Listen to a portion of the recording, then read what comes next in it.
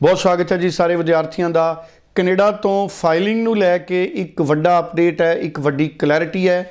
अमरजीत सिंह कंवर पूरी जानकारी साडे नाल सांझी करनगे क्योंकि पिछले कुछ समय तो बहुत वड्डी गिणती दे विच रिफ्यूज़ल कनेडा तो आ रहे सी और फाइलिंग दे विच किस तरह का बदलाव है, इहदे नाल संबंधित ये अपडेट है। कंवर साहब, मैं चाहूँगा कि पूरी जानकारी सांझी करो। कनाडा को लेके इंपॉर्टेंट अपडेट आपसे शेयर कर रहा हूँ। फाइलिंग को लेके बड़े चेंजेस आए हैं। आपने सुना होगा कि पहले कनाडा में एक रिफ्यूजल आना शुरू हुआ था कि आपकी जो एम्बेसी फीस की पेमेंट की गई है वो ऐसे कार्ड से की गई है जिसने मल्टीपल ट्रांजैक्शंस एम्बेसी को की हुई। तो ऐसे बच्चों को रिफ्यूजल आने लगे थे कि आपने मिस रिप्रेजेंटेशन की है केस की। ऐसे कई केसेस के अंदर बच्चों को बैन भी लगा।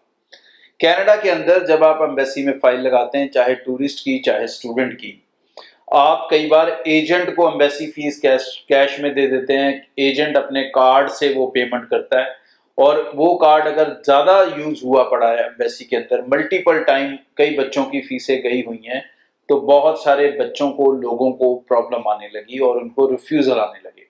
अब इसी को लेके कनाडा ने और सख्ताई कर दी है। अब जो आपकी फाइल बनेगी सिस्टम के ऊपर, उसके अंदर आपको ये डिटेल डालनी पड़ेगी किसका कार्ड यूज हो रहा है। पहले आप सिर्फ कार्ड डिटेल डालते थे और पेमेंट करते थे।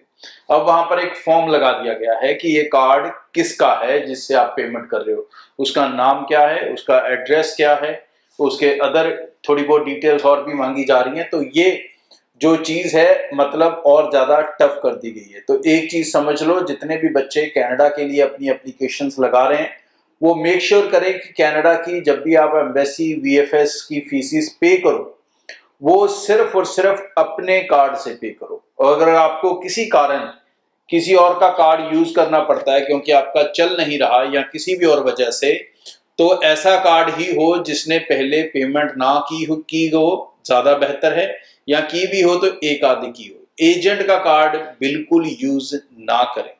अपने क्रेडिट कार्ड से वो पेमेंट करवाएं। क्रेडिट कार्ड नहीं है तो क्रेडिट कार्ड बनवा लें या किसी अपने दोस्त मित्र का ले लें, रिश्तेदार का ले लें, फादर साहब का ले लें, मदर का ले लें, किसी का लें, लेकिन एजेंट वाला कार्ड मत यूज करवाएं। और मेरे रिक्वेस्ट है अपने एजेंट दोस्तों को भी कि भाई आप लोग भी अब अपने कार्ड से क्लाइंट्स की पेमेंट ना करो। इसमें आपका भी नुकसान है, केस रिजेक्ट हो रहा है, बच्चे का भी नुकसान हो रहा है और कई केसेस में इसमें बैन तक की लगने की सिचुएशन भी आई हुई है।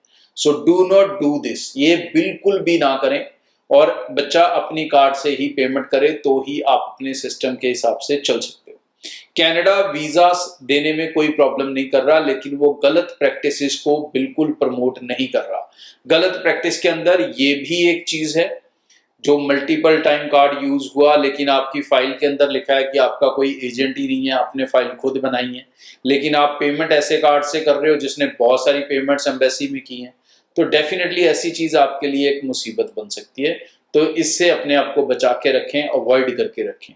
और वीजा लेने के लिए सिंपल है भाई, ज्यादा से ज्यादा डिग्री प्रोग्राम्स को प्रेफरेंस देकर चलें, मास्टर्स प्रोग्राम को प्रेफरेंस देके चलें। उनके अंदर आपको वीजा सक्सेस रेट ऑलमोस्ट 90% मिलेगा। डिप्लोमास के अंदर बहुत सारे बच्चों को चैलेंज फेस करने पड़ रहे हैं, तो आपको भी फेस करना पड़ सकता है। अगर आप नहीं चाहते कि किसी तरह का कोई नुकसान हो तो पिछले वीडियोस में मैंने पूरी डिटेल में बताया, तो उसको गाइडलाइंस को फॉलो कर लें। सो बहुत बहुत धन्यवाद Amarjeet Singh Kanwar, Broadway immigration services तो साडे नाल सी। स्क्रीन ते नंबर है 90238 90238। इस नंबर ते टैलीफोन करके तुसी ज़्यादा जानकारी हासिल कर सकते हो। ब्रॉडवे इमिग्रेशन सर्विसेज दे नेड़े दे दफ्तर विच भी तुसी विजिट कर सकते हो। बहुत बहुत धन्यवाद।